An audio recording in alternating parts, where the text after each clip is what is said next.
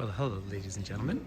Welcome to my very first YouTube video from Europe. And normally I would do this as a live virtual tour, but for time constraints and the fact that frankly I don't know this place well enough, I'm not going to do a live virtual tour. But I have come to Aachen, or Aix-la-Chapelle, the most westerly city in all of Germany. It's about 250,000 people, but part of a greater economic area of about 3.2 million people. It's the only city with a drainage into the Meuse River, the Mosel River. Here's the, sorry, I put that up in the English. Aachen's very first town hall, 1267. The real reason people come here from just a tourism point of view is for the cathedral. Now, I don't tend to talk about religion and cathedrals too much. Look at this gorgeous but lovely building here, Rose. Dom. Dom, of course, is German for cathedral. But this was the largest dome. I'll come around the corner. It's going to be hard to capture it all on the screen, but the largest dome north of the Alps, and designed and built by Charlemagne, of course the Holy Roman Emperor. And as they say, the Holy Roman Empire was not Roman, not holy, nor an empire, but nevertheless a very significant site in Catholic history. In the year 2000, this was 1200 years old. Massive dome, and for several hundred years the kings of Germany, of course Germany was not united until the 19th century, so the kings of all the many fiefdoms up and down the Rhine and the west of Germany were crowned in this cathedral. So it is really rather remarkable. It is lovely that Aachen has the historic area here protected, and needless to say, it was heavily bombed during the last horrendous war. Look at this lovely penny farthing here. And the cathedral was saved, which is an interesting bit of history. But it's filling the old cobbles, and very much what was an extremely important place in the early breakdown of the Roman Empire, which led to, of course, feudal Europe, and this entire peculiar system of grand duchies and so forth. But here is a little bit of an interesting comment about the war period here. And it says, we would like to thank the young people of the Cathedral Fire Protection Group, who at the risk of their lives saved Aachen Cathedral from destruction and the many bombings during the 1,000 Nights of War in the Second World War. So I suppose those with deep Catholic faith, for example, and for architectural faith, are thrilled that this was preserved for greater history of humanity. I always feel like when I come, well, anywhere into these parts of Europe, we're stepping back in time.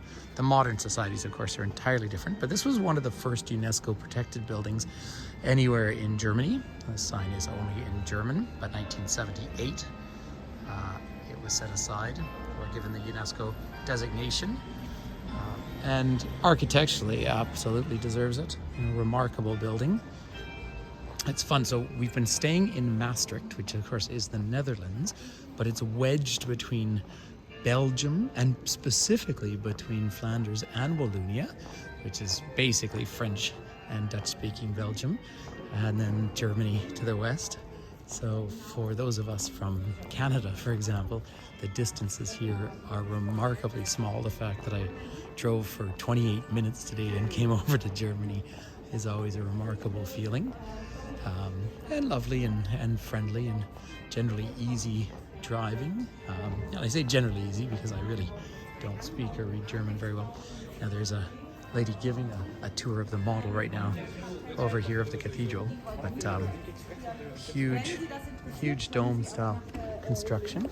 Now, of course, it is the end of November and the Christmas markets are starting up around here. So this is really beautiful, and I've been enjoying this in Belgium and the Netherlands and even Luxembourg. So we're all getting very ready for the Christmas period. But let's just come over and have a map of the old area here, the true medieval part of this area. You know, people have been living around here, as I understand it, for over 30,000 years, going back to different tribes. But Palatinate Cathedral of Charlemagne, also referred to as the Carolinian Octagon, was, at the time it was built, the highest dome structure north of the Alps, erected between 794 and 810. So it's a Byzantine model, and that is interesting, of course, because I hope to take you on at least a small video whilst I'm in Istanbul, heading there in a few days. And I haven't been back to Turkey for years, and I'm excited to go back. It is fun, of course.